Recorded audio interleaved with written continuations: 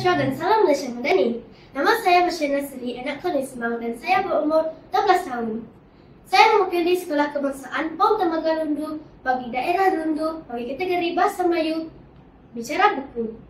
Kod sekolah saya ialah YBB 1411.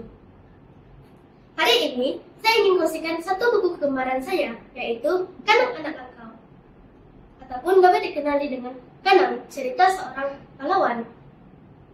Buku ini merupakan hasil karya Mas dan Ordin dan diterbitkan pada tahun 1987. Kemudian, ia dicetak semula pada tahun 2017 oleh Dewan Bahasa dan Pustaka yang mempunyai 195 halaman bercetak. Buku ini berkisarkan tentang kehidupan Kanang Anak Langkau, seorang prajurit Iban dari Sarawak yang terkenal dengan keberaniannya dalam menentang pengganas komunis di Malaysia. Kanang Anak Langkau dilahirkan pada 2 Mac 1945 di karangan Manuk Langgar Sarawak. Ketika kecil, ibu bapanya berpisah dan ia dipelihara oleh datuk dan neneknya.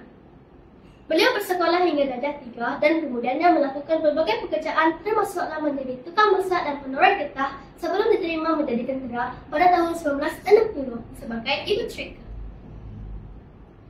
Kanang Anak Langkau berkahwin dengan Helen Latai, anak inti, dan dikurniai 6 orang anak.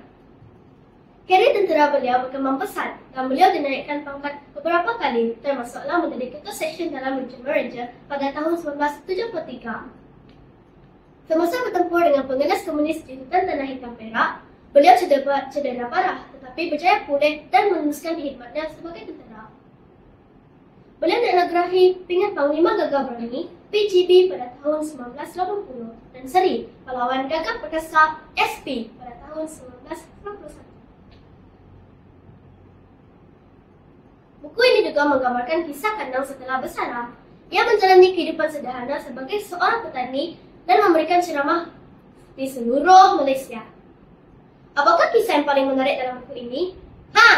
Salah satu kisah yang paling menarik dalam buku ini adalah saat operasi di hutan Tanah Hitam Perak pada tahun 1980. Kanang yang memimpin pasukan kecil terkena serangan mendadak oleh pengganas komunis.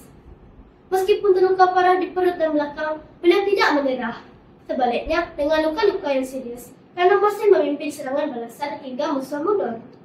Beliau terkulai selepas terkena 3 gas tembakan yang mencederakan paru-paru, buah pinggang dan usus beliau. Momen ini amat menyentuh hati saya sebagai pembaca. Keberanian dan ketabahan Kanang dalam menghadapi ancaman kematian menunjukkan pengorbanan luar biasa yang mengharukan. Laungan Agik Hidup, Agik Ngelaban, yang berarti selagi hidup, selagi berjuang Kanang, seakan-akan terngiang-ngiang di telinga dan membuatkan saya sebab membaca. Selain itu, saya juga kagum dengan kepimpinan dan keprihatinan Kanang terhadap rakan seperjuangannya. Di saat operasi hutan Tanah Hitam Perak, salah satu daripada rakan seperjuangan Kanang, yaitu Ranger Sekaria, dikenal terangkap samar. Kaki kirinya hancur dan tidak dapat bergerak akibat letupan tersebut. Tanpa berlengah, Kanang menggunakan kain pembalut dan alat kecemasan yang ada untuk mengurangi risiko kehilangan darah yang lebih banyak. Kanang dan rakan seperjuangannya yang lain berjaya mengangkat Ranger Sekaria keluar dari zon bahaya. Dapat dilihat bahawa Kanang sentiasa memastikan kumpulannya dalam keadaan selamat dan diberikan perlindungan yang terbaik. Saya sangat gembira kerana dapat mengkongsikan buku ini. Daripada buku ini, kita dapat mengenali dan mengetahui pengorbanan di sebalik kemasyhuran beliau. Kita juga dapat mempelajari 5 pengajaran penting. Yang pertama ialah keberanian. Kanang amat terkenal dengan keberaniannya semasa di dalam medan perang. Itulah harus kita ikuti. Yang kedua ialah semangat patriotik. Kanang adalah semangat patriotik yang sejati. Beliau sanggup mengutarukan nyawanya demi menyelamatkan negara Malaysia. Yang ketiga ialah kesungguhan dan ketekunan.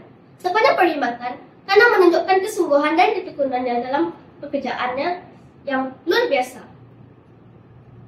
Yang kelima ialah yang paling terakhir ialah tanggungjawab. Kanang menunjukkan rasa tanggungjawabnya sebagai seorang askar dengan tinggi. Buku ini sangat padat dengan maklumat, gaya bahasa yang santai, serta disertai dengan gambar-gambar dan peta. Penulis buku ini juga menggambarkan kisah-kisah ataupun peristiwa yang dialami oleh Kanang dan rakan seperjuangannya yang lain secara realistik. Penggambaran yang realistik ini membolehkan pembaca merasakan sendiri keteguran, kesulitan dan emosi yang dialami oleh Kanang dan rakan seperjuangannya yang lain. Tambahan, buku ini juga terdapat biodata penulis, glosari dan nama-nama tentera yang terlibat bersama Kanang. Tetapi, masih terdapat sedikit kekurangan yang perlu ditambah dalam buku ini, yaitu latar belakang politik dan sosial Malaysia. Penambahan berkaitan latar belakang politik dan sosial Malaysia ini perlu diambil kira untuk memastikan pemahaman yang lebih baik antara dalam sumbangan dan pengorbanan Kanang. Bagi rekan-rekan yang mengerti sejarah, buku ini amat sesuai untuk dibaca kerana daripada buku ini kita dapat mengetahui dan menghayati pengorbanan pahlawan negara. Untuk makluman semua, saya meminjam buku ini daripada Sekolah Kebangsaan Paul Temagah.